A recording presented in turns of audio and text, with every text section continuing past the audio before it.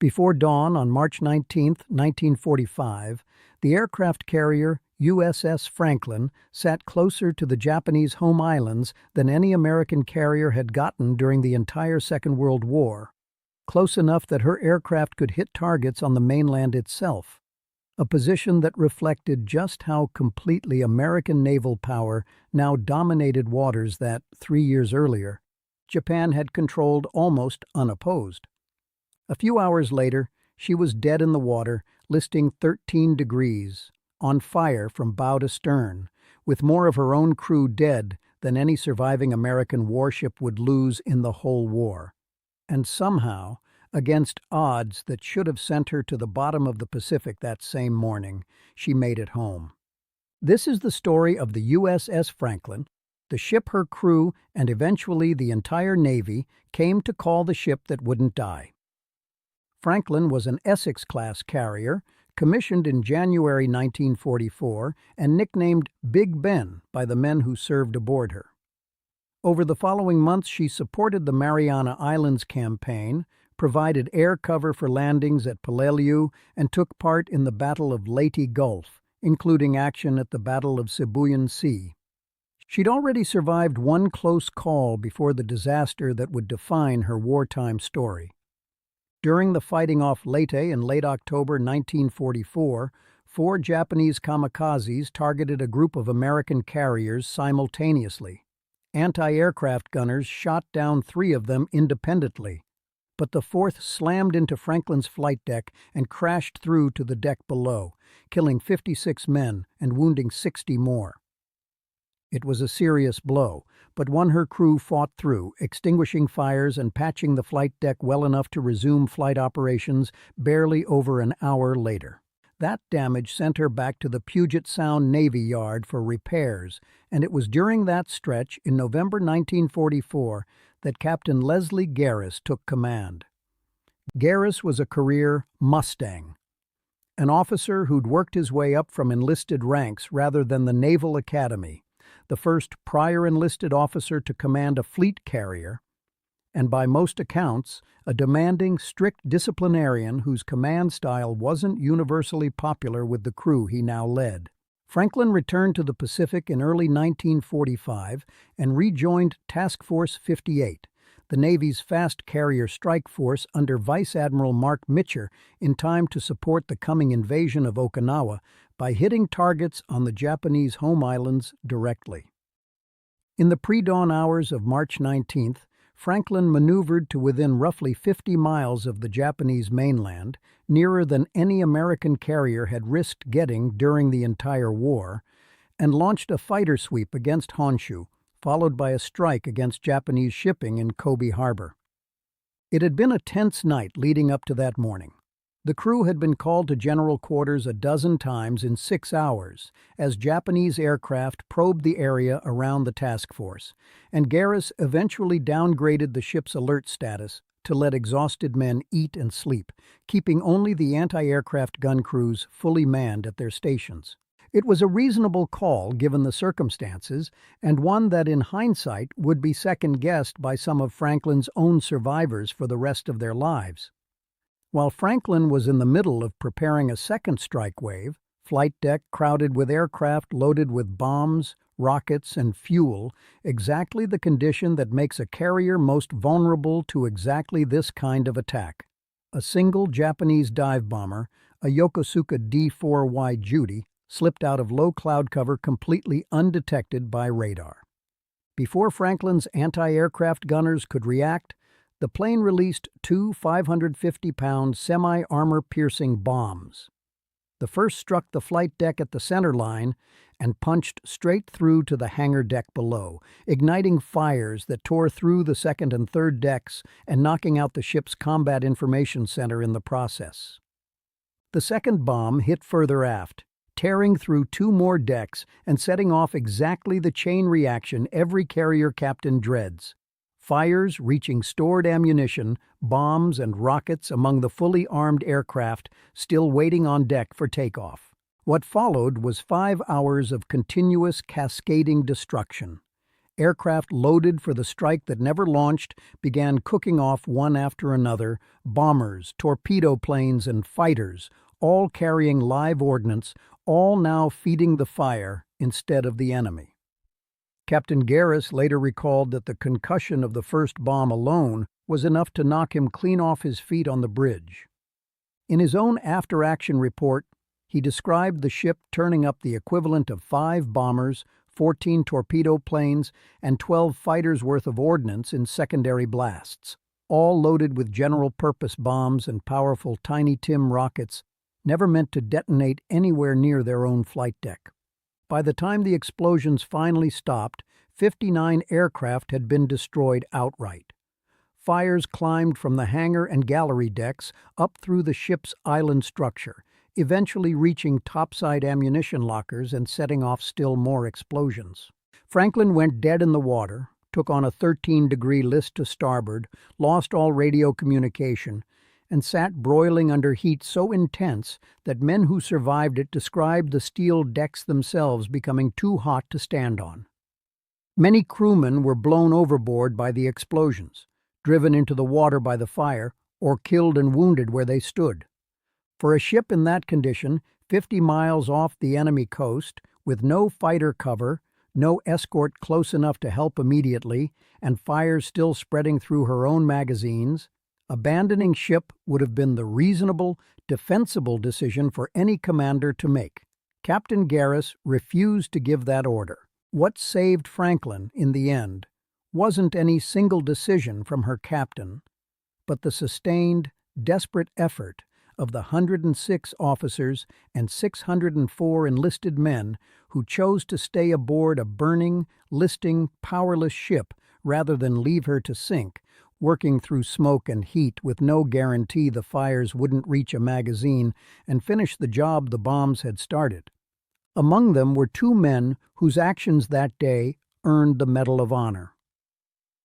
Lieutenant Commander Joseph T. O'Callahan, the ship's Catholic chaplain, had been aboard Franklin for only 17 days when the bombs hit, having previously served on the Carrier Ranger in the Atlantic. Rather than staying below in relative safety, O'Callahan moved through the burning ship, giving last rites to the dying, organizing and personally leading firefighting parties into compartments still cooking off with live ammunition, and physically helping throw white-hot bombs and shells over the side before they could explode and take still more of the ship with them. Survivors later said they could track his movement across the ship by the white cross painted on his helmet, which seemed to appear everywhere the danger was worst. A small, deliberate detail that gave frightened men something specific to watch for and follow toward safety. He was initially awarded the Navy Cross for his actions, and became the only person in the entire war to publicly refuse the honor, insisting he had simply been doing his job as a chaplain and deserved no special recognition for it.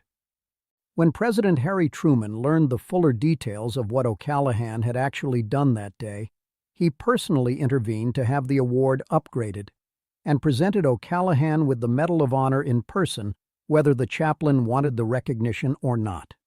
He remains the first Catholic chaplain and the first Navy chaplain since the Civil War ever awarded the Medal of Honor. The second Medal of Honor went to Lieutenant Junior Grade Donald Gehres, an engineering officer and 30-year Navy veteran who had come up through the enlisted ranks himself, much like Captain Gehres. When the explosions trapped several hundred men in a smoke-filled messing compartment with no obvious way out, and panic began to spread as the blasts continued overhead and the air grew thicker with smoke, Gehres calmly assured the trapped men he would find a way to get them clear, projecting a confidence that, by multiple accounts, was the only thing keeping the compartment from descending into total panic. He located an escape route through the smoke-choked ship on his own, navigating passageways that were themselves rapidly filling with heat and fumes, then went back into the compartment repeatedly, guiding groups of men to safety trip after trip, each return trip carrying real risk that the route he'd found might close behind him, until every one of the roughly 300 men trapped there had made it out alive. Light cruiser Santa Fe came alongside to pull survivors from the water and take off the wounded, maneuvering dangerously close to a ship that could have exploded again at any moment, while heavy cruiser Pittsburgh took the powerless Franklin undertow. Slowly, painfully, the fires were brought under control compartment by compartment. By mid-morning, the ship had steadied enough to make 16 knots on her own power, and within days she'd worked up to roughly 14 knots, not fast, but enough to make the journey to Pearl Harbor under her own steam rather than at the end of a tow cable the entire way. After emergency repairs at Pearl, Franklin continued on under her own power, across nearly the entire width of the Pacific and down through the Panama Canal, finally reaching the Brooklyn Navy Yard in New York on April 28, 1945. A wounded ship that had, by any reasonable expectation, sailed roughly 12,000 miles home from a fire that should have sunk her 50 miles off the Japanese coast. The human cost of that morning is genuinely difficult to pin down with precision, and the range of figures across different sources says something about just how chaotic and devastating the day actually was. The Navy's own official history cites 807 men killed and at least 487 wounded. Naval historian Samuel Eliot Morrison's classic account gives a somewhat lower figure of 724 killed. Other tallies land somewhere in between, sometimes citing 796, depending on whether they count air group personnel, Marines aboard as passengers, a journalist who happened to be embedded on the ship, or men who eventually died of their wounds weeks or months after the attack, rather than that same day. Whatever the precise number, it stands as the highest casualty count suffered by any American aircraft carrier that survived the Second World War. Combined with the 56 men killed in the earlier kamikaze strike that October, Franklin's total losses across both incidents, more than 900 men, trail only the USS Arizona, sunk at Pearl Harbor, as the deadliest toll suffered by any single American warship in the entire war. Franklin's surviving crew became one of the most decorated ship's companies in American naval history. 2 Medals of Honor, 19 Navy Crosses, 22 Silver Stars, 116 Bronze Stars, 235 Letters of Commendation, and hundreds of Purple Hearts, both awarded to the wounded and, in far greater numbers, awarded posthumously to the dead.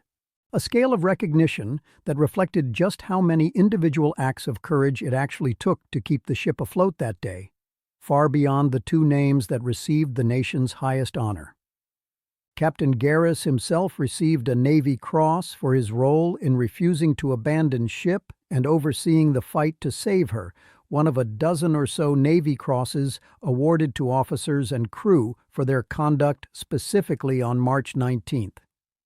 That same refusal to abandon ship, though, became the center of real controversy in the years that followed, one that has never been fully resolved even among historians who've studied the incident closely. Some of Franklin's own survivors held Gehres at least partly responsible for the scale of the disaster in the first place, questioning whether his decision to downgrade the alert status that night and broader gaps in how thoroughly his crew had been trained and prepared for exactly this kind of catastrophic damage contributed directly to the confusion and casualties that followed once the bombs actually hit. There were also disputes, some of them bitter, over how Gehres treated crew members who had been blown overboard or otherwise separated from the ship during the crisis, with some survivors feeling that men who had no real choice in leaving the ship were later treated by their captain as though they had abandoned their posts voluntarily. A subsequent Naval Inspector General investigation looked into the conduct of several officers during the crisis and found a genuinely mixed picture. Real bewilderment and, in some cases, irrational behavior among men facing a situation nobody aboard had ever specifically trained for, alongside undeniable courage that ultimately saved the ship despite that confusion. The Navy's leadership, all the way up to Fleet Admiral Ernest King himself, ultimately decided against further disciplinary action, concluding that whatever shortcomings existed in preparation, the successful, courageous fight to save Franklin spoke clearly enough for itself. Gehres was relieved of command that July and went on to finish his career as a rear admiral, but the debate over his leadership that day has never fully settled among the historians and surviving crew members who've studied it since. Franklin herself never fought again.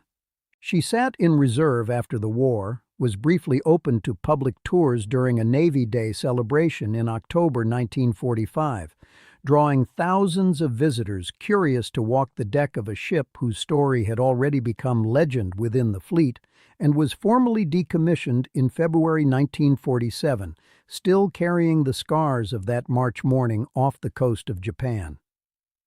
She was redesignated several times over the following decade while sitting in mothballs at Bayonne, New Jersey, first as an attack carrier, then an anti-submarine support carrier, and finally as an aircraft transport, but never returned to active service. What she left behind was a nickname that has outlasted nearly every technical detail of her wartime record. The ship that wouldn't die, saved not by any single decision from the bridge, but by 710 men who simply refused to leave her. If you want to hear the story of the Battle of Leyte Gulf, where Franklin took her first kamikaze hit months before this attack, that's a story for another video. Let us know in the comments which forgotten battle we should cover next.